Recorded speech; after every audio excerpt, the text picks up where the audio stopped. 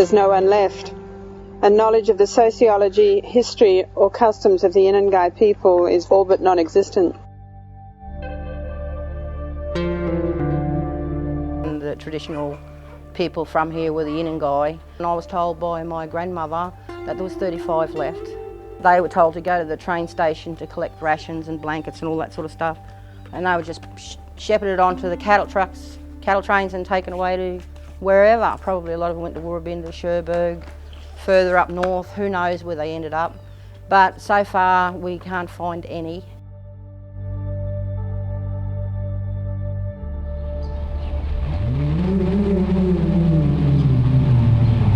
Scattered galleries and borer rings on the sandstone jump-ups, occasional native wells, fragile and delicate tracings fainter than shadows. In not much more than 100 years, shadows are all that's left of a group of people who lived, loved, fought, played across this familiar place just as we do today. The old people that are buried in here, they were found, it goes back to early 1900s, and like in there at the moment we have five people at rest.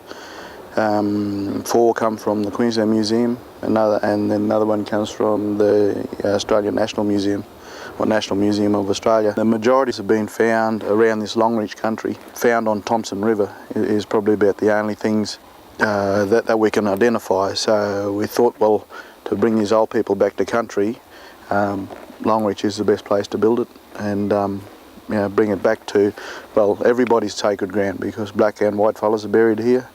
And we decided to approach the Longreach Council and see if we could build it here. Really started at DCQ's inception 5 years ago.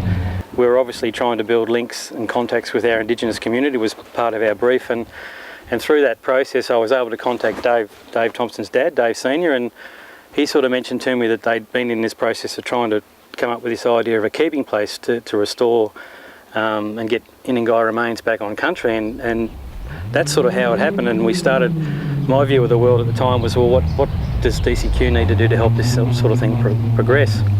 And lo and behold, we started, to get a few things happening, and then of course Dave Thompson Senior passed on, and then the next minute this young handsome fella named Dave Thompson Jr. turned up on the scene, and he took the baton, and we've sort of carried it on from there. So it's been a 5-year journey.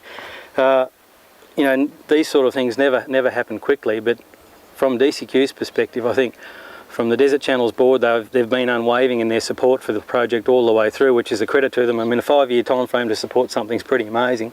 And of course, the DCQ team itself, virtually the whole team at some point has had a hand in getting this building here.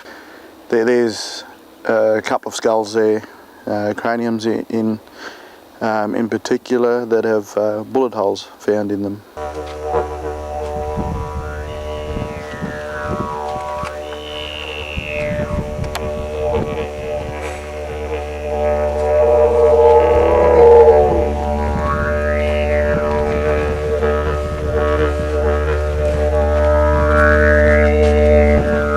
Procession, just like Whitefella funeral, down the main street, escorted by the police. Could feel the old people though.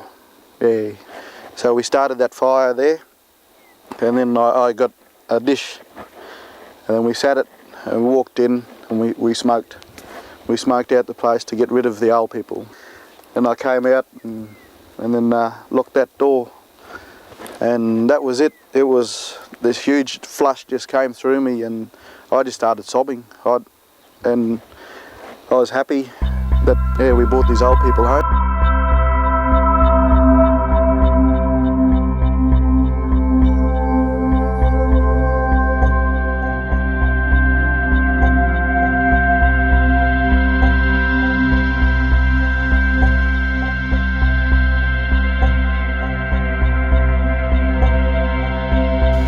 Scattered galleries and borer rings on the sandstone jump-ups, occasional native wells, fragile and delicate tracings fainter than shadows.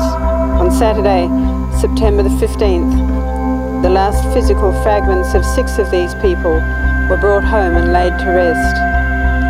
It's been a long journey.